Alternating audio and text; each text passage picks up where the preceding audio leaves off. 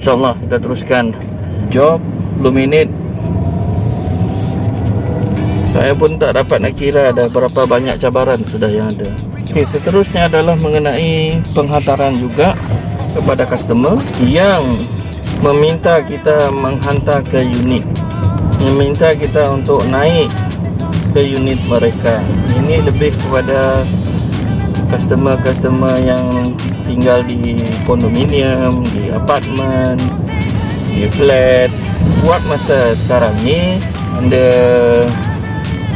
masalah kita dengan COVID-19 ni adalah tidak berapa sesuai untuk kita nak turun naik di tempat anda. Malangnya tempat-tempat yang sesak begitu, customer minta kita nak naik. Saya rasa kalau customer turun dan tunggu kita makanan sampai dia turun, ambil masa contoh 10 minit untuk kita tunggu pun okey juga. Tidaklah membebankan kedua-dua pihak ataupun membahayakan kedua-dua pihak. Sekurang-kurangnya ada juga faktor keselamatan yang kita jaga di sana. Kita bukan nak serve customer tu seorang saja, ada customer lain lagi. Jadi itulah agak tidak sesuai. Tapi ada juga customer yang memang perlukan bantuan kita. Contohnya, mereka ni duduk di flat, di PPR. Lepas tu mereka kena kuarantin. Satu rumah tu kena kuarantin. Macam mana dia nak dapatkan makanan kan? Kecuali pesan online lah. Dan dia minta rider atau driver untuk naik ke unit hantar. Kalau kes begini, untuk kondominium mungkin security guard yang boleh tolong hantar. Kadang-kadang dia tak benarkan kita naik. Tapi ada setengah-setengah tempat yang kita ni bukan kata boleh naik, sebab tak ada orang yang jaga nak naik. Contohnya di PPR, di sana tak ada security yang khusus untuk menjaga keluar masuk pengunjung. Maka orang dapat suka hati nak naik turun. Jadi di sini berlaku situasi yang akan membahayakan banyak orang. Saya cerita mereka yang kena kuarantin tu apa boleh buatlah, kita terpaksa lah tolong. Mudah-mudahan mereka dapat melepasi masa-masa kuarantin tersebut. Minta customer janganlah gunakan alasan itu untuk buat rider ataupun driver naik hantar ke unit anda. Kiranya anda dapat untuk turun dan ambil, sama-sama kita jaga kita, insyaAllah. Jadi ini salah satu cabaran yang mana kita terpaksa naik untuk hantar makanan tu di unit. Bahaya tau, saya pun takut. Apa boleh buat lah, kadang-kadang kita tak dapat elak-elak. Di kondominium pun ada juga pihak ni dah terpaksa nak dengar cakap customer ataupun dia punya guest, dia punya tenant tu, dia terpaksa jugalah benarkan untuk mereka tu naik ke unit. Kadang-kadang mereka ni tak tahulah kayangan mana mereka datang, tak nak turun. Jadi mereka suruh kita naik, apa boleh buatlah, kita naik. Jangan pula bila kita naik tak bersedialah nak buka pintu lah. Ini yang kita katakan, kita tak nak buang masa tau. Kita tak nak buang masa you pun tak nak buang masa kita kan. Kadang-kadang bila tahu makanan tu nak datang, masa itulah dia mandi. Kadang-kadang tahu makanan tu nak datang, minta maaf lah, masa itulah dia nak tak berada di rumah ataupun keluar pergi melawat orang sebelah ke, ataupun dalam bilik dan sebagainya. Jadi inilah faktor-faktor challenges yang kita ada. Baik, terima kasih. Nanti kita sambung. Okay guys, alhamdulillah kita dapat job yang keempat. Sekarang jam 3.01, menghala ke kedai Sisters Kopitiam di Bukit Damansara. Dan kita tadi berada di Hartamas. Distance lebih kurang 3.8 km dan dia ada plus 80 sen. Jadi itu mengenai fare tadi kan. RM9.30 tambah 80 sen kerana kita jauh sikit daripada kedai tersebut, dan kita nak hantar ke Bukit Prima Pelangi. Bukit Prima Pelangi di Kiara 3 ataupun Jalan Segambut Dalam, InsyaAllah. Jadi guys, order ni bergantung lah dengan apa yang kita nampak customer kita order kan. Contohnya kalau dia order pizza ni memang ambil masa yang lama sikit untuk masak. Kurang-kurangnya 15 minit. 15 minit sekurang-kurangnya. Itu nak masak. Dan nak topping lagi, nak atur semua lagi, mungkin another 10 minit. Jadi lebih kurang kalau 30 minit untuk pizza punya order, kira okey lah tu. Kadang-kadang bila ramai orang dalam kedai ataupun order yang banyak, jadi kita terpaksa lah sidai sikit lama, ambil masa contohnya 45 minit ke 1 jam pun ada. Jadi ini contoh yang kita ada lah. Balik kepada saya punya video sebelum ini tu, yang saya buat cancel tu, nasi lemak satu je. Nasi lemak satu, mungkin ada ayam dan sebagainya, tapi kedai tu kata 40 minit. Saya tak nampak pun volume di sana. Saya rasa tak berbaloi lah untuk saya tunggu 40 minit. Saya pun cancel. Jadi inilah pertimbangan ni kita perlu ada. Apabila kita cancel pula, cancellation kita, rating cancellation kita pun naik. Apa boleh buat. Jadi dalam konteks cancellation tadi, ini kalau pihak Grab boleh ambil tindakan lagi bagus. Grab ni guys, dia punya aplikasi, dia punya sistem ni dah cukup bagus, dah cukup mantap, cantik sangat. Tapi kalau dapatlah bila cancellation sebegini, kita ada dua saja alasan yang diberikan. Satu, restoran tu jauh. Kedua, customer location jauh. Jadi antara dua ni yang kita kena bagi jawapan. Kadang-kadang kita dah berada di restoran, tapi memandangkan kena tunggu 40 minit yang saya tak sanggup nak tunggu, saya cancel. Terpaksa lah letak restoran, lokasi customer jauh. Sebab kalau nak letak restoran jauh tak masuk akal pula. Lokasi kita masa tu dekat restoran. Jadi kalau pihak Grab dapat masukkan satu lagi, others kah, kita dapat letak komen kita sendiri, lagi elok. Jadi at least kita ada backup di sana.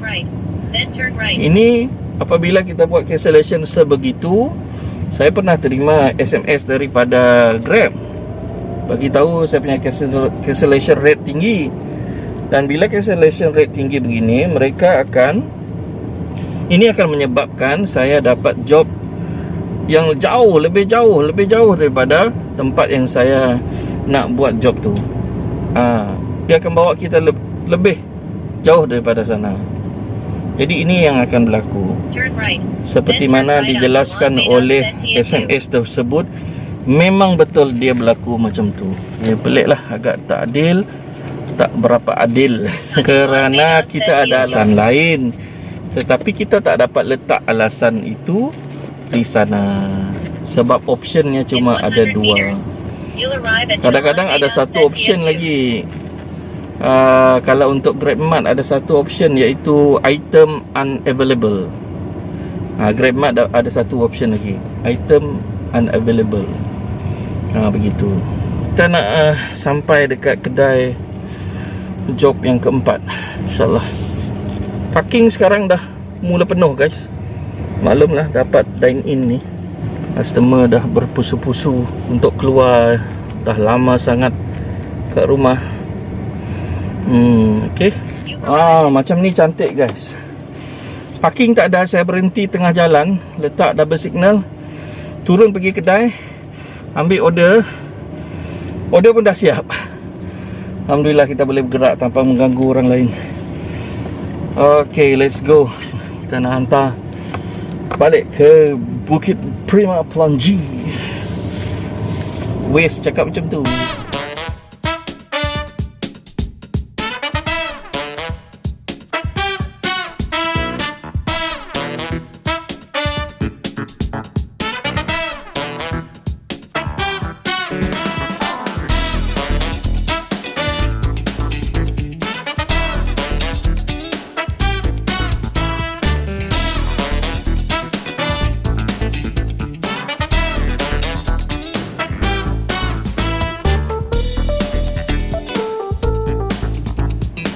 Okey, satu lagi cabaran iaitu semasa penghantaran kadang-kadang customer salah pilih pin. Contohnya situasi di residensi Harmoni ini, dia ada 2 gate. Kawasan kondo ni besar kan, ada 2 gate, gate A dengan gate B. Mereka nak guna gate B, tapi dia letak pin semasa ada request GrabFood dia tu, dia letak gate A. Jarak antara gate B dengan gate A ni naik bukit lagi, lebih kurang dalam 200 meter ataupun lebih. Jadi satu perkara yang agak sukar lah. Sekiranya anda baru, maka anda tak tahu di mana gate A dan gate B, kena bertanya lah dengan mereka. Perubahan pin ataupun location yang kecil, ada yang major pula, ada yang besar.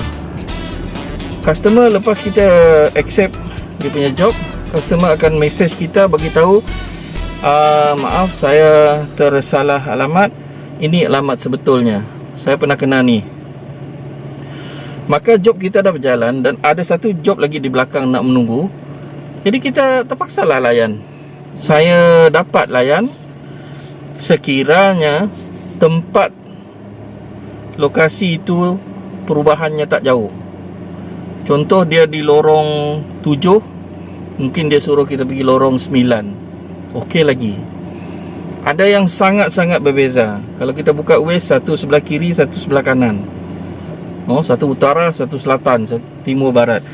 Lebih kurang begitu. Sekiranya anda dapat job yang kedua, job itu yang kedua itu akan berdekatan dengan tempat yang di dalam pin tu. Contohnya pin tu dekat kanan, jadi job yang kedua tu akan terletak berhampiran dengan kanan. Malangnya kita disuruh ubah lokasi ke kiri. Bila kita nak pergi ke kiri, kita nak balik ke kanan, jaraknya agak jauh, lebih daripada 10 km contohnya. Maka tidak berbaloi untuk kita nak buat tu. Jadi apa boleh buat? Macam saya pernah berlaku itu hari, saya terpaksa cancel job yang kedua. Jadi ini perkara yang berlaku. Ada customer yang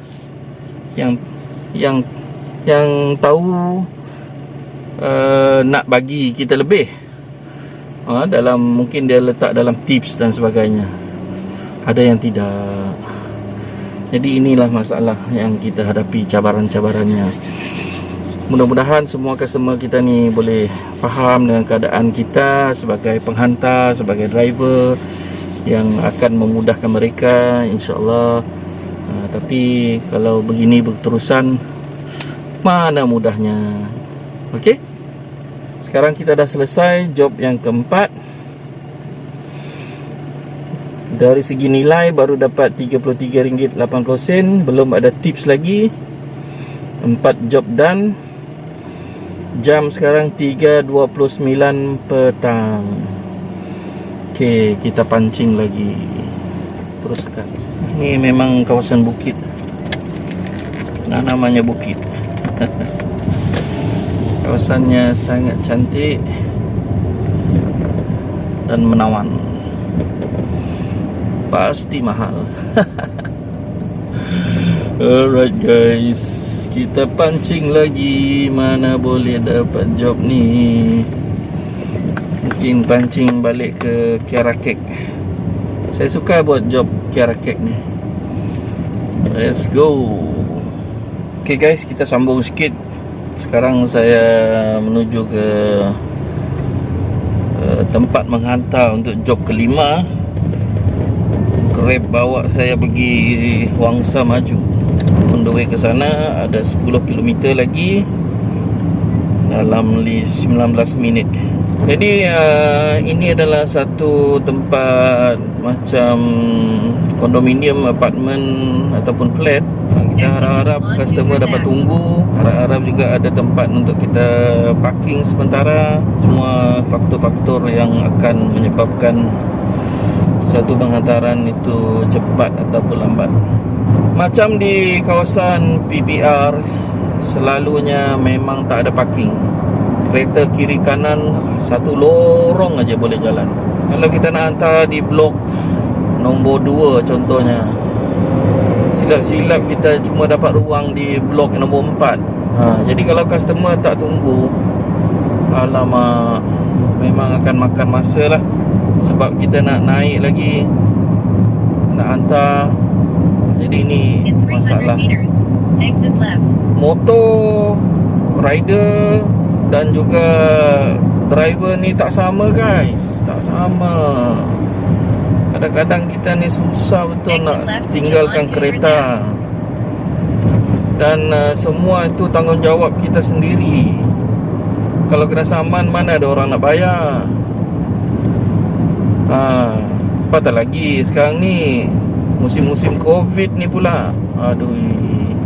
Jadi harap customer kita boleh faham lah situasi kami sebagai driver dan juga rider. Mudah-mudahan lah sama-sama kita dapat kita jaga kita. Satu lagi cabaran, apabila kita dapat job dan ia bawa kita keluar daripada kawasan yang selalunya kita berada. Kawasan luar tu adalah kawasan yang agak sunyi ataupun tak ada pesanan-pesanan, tak ada outlet Grab food di sana, maka order akan kurang. Jadi kalau kita pergi, contohnya kita pergi 15 km nak pergi, tambang cuma RM16, RM17 kita punya fare. Tetapi kalau kita tak dapat job, kita nak balik lagi dekat tempat kita, kita dah rugi. Kita dah rugi minyak di sana. Ini salah satu cabaran. Salah satu cabarannya juga. Cabaran yang lain ketika di situasi yang sama itu adalah dapat pula job dari sana, dari tempat B itu tadi. Kita dari A pergi tempat B, dapat pula job dari tempat B. Tapi job itu bawa kita pergi tempat C pula, lebih jauh daripada tempat kita. Ini salah satu cabaran lagi. Pernah saya macam balik dalam lingkungan 25-30 km nak balik ke kawasan saya balik. Jadi ini agak membebankan lah kepada kita lah, sebab tak ada orang yang nak cover kos kita balik tu. Ia menjadi satu beban kepada kita sendirilah. Macam tu. Itu antara cabaran. Baik, seterusnya cabaran kita adalah ketika nak menghantar ataupun nak mengambil makanan ni, kita ni tak biasa dengan jalan ni. Kalau tak ada Abang Wes ni tolong, memang agak susah untuk kita. Saya rasa bukan saya saja, termasuklah orang-orang lain juga. I think there is 90% pengguna jalan raya di kawasan Lembah Kelang ni menggunakan Waze. Kemungkinan begitu. Jadi kalau kita tersilap jalan, tersalah lorong, termasuk salah simpang, maka ia menjadi satu beban kepada kita kerana kita terpaksa menampung kilometer yang lebih, kena bayar minyak lebih. Jadi inilah masalah yang kita ada. Waze ni kadang-kadang pening juga guys. Tiba-tiba dia bertukar, tak tentu pasal dia tukar, kita pula bingung. Alamak. Itu cabaran-cabarannya. Saya rasa mungkin rider motosikal ni ada yang terror-terror lah. Kalau kereta ni agak susah lah. Terror maksudnya mereka dah hafal jalan, dah tahu jalan ni pergi mana dan sana sini, tak gunakan Waze, dan mereka tahu jalan-jalan shortcut ataupun jalan-jalan tikus nak sampai ke tempat tu. Jadi ini memudah dan menjimatkan kos untuk mereka. Okey, kita ni pula ikut saja Abang Waze. Satu lagi cabaran, pesanan yang kita dapat tu order daripada customer ni, kalau kita guna Grab Food Car ni, order besar-besar akan masuk. Contohnya, kita kena bawa bag ataupun packing dari kedai tu mungkin 3-4 bag. Banyak. Jadi ini salah satu cabaran. Kalaulah kita terpaksa hantar naik ke atas ataupun ke unit customer tu, tengok macam mana tu. Kadang-kadang saya sendiri bagi tahu dengan customer, ni agak banyak dan saya minta kalau anda dapat turun, bawalah 2 orang 3 orang untuk angkat. Ada satu tempat kita pergi tu, dia siap dengan troli dia. Dia dah ready troli dekat bawah. Dia tunggu saya pula. Ini orang yang understanding. Sebab dia tahu apa yang dia order. Dia tahu keadaan tu. Jadi dia pun bersedia. Terima kasih kepada customer-customer yang sebegini. Alhamdulillah. Okey, cabaran seterusnya berdasarkan pengalaman, apabila kita dapat order, customer call, customer cakap, sorry ya, saya tadi tersilap order, kurang, saya nak tambah lagi, boleh tolong belikan untuk saya tambah ini dan ini dan ini. Nanti saya bayar cek cash, nanti saya bayar balik dengan cek. Dia cakap macam tu. Jadi kita anggap semua ni okey, kita cakap pun okey, kita nak tolong. Jadi kita belilah guna duit kita tau. Dan kita beli, kita snap, bagi tahu dia berapa harga. Dia cakap okey. Saya kena satu cash. Ini kata orang bukan rezeki saya lah, mungkin rezeki dia. Saya dah bayar lebih kurang 20 lebih ringgit, 26 ringgit. Lepas tu dia kata dia akan bayar balik melalui Grab punya sistem dalam tips tu, dalam tips punya amount. Jadi dia kata dia dah tekan, dia bagi saya 30 ringgit, tapi duit tu tak masuk-masuk langsung. Duit tu tak ada masuk langsung. Tak tahulah sebab apa, dan ianya sampai sekarang. Jadi saya anggap itu bukan rezeki saya, mungkin rezeki dia. Apa boleh buat lah. Cuma ini pengajaran. Kalau ada berlaku macam ni, kita cuba elak lah. Walaupun kita nak bantu kan, kita nak bantu orang, ataupun kita minta dia bayar cash. Bila kita sampai, dia bayar. Tak perlu guna sistem lah. Ataupun kurang-kurang kita tak dapat nak contact mereka ni balik, tak dapat call. Selepas job tu done, kita tak dapat nak call dia kecuali melalui Grab. Kalau you melalui Grab, memang you dah salah. You tak boleh buat benda-benda tu, tidak dibenarkan. Tapi berdasarkan kemanusiaan yang kita ada, kita nak bantu orang, kita tolong.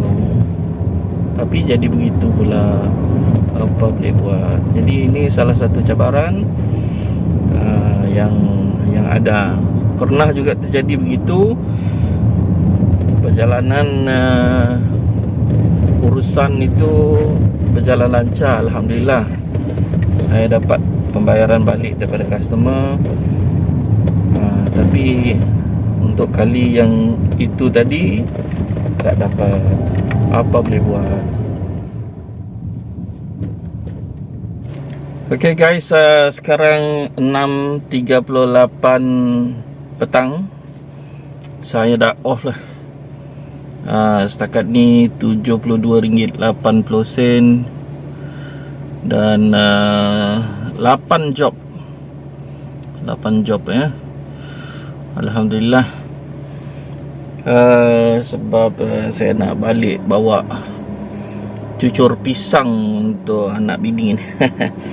Okey, kepada anda yang boleh menyumbang kepada cadangan-cadangan ataupun cabaran-cabaran, challenges yang ada untuk pemandu-pemandu Grab Food Car, sila drop dalam komen dan bantu rakan-rakan kita yang lain untuk bersama menjalankan aktiviti kerja GrabFood Car ini, insyaAllah.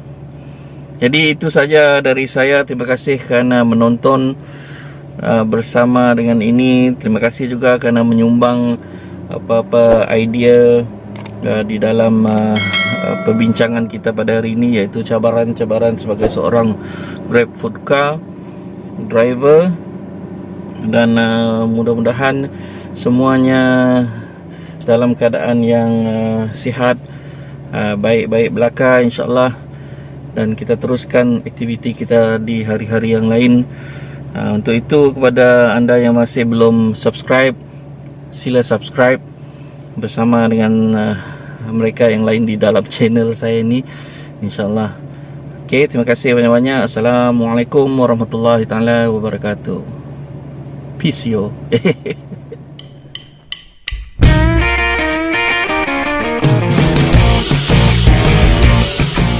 Terus jambu From Miri. Ya Rabbi. Boleh lupa subscribe channelnya.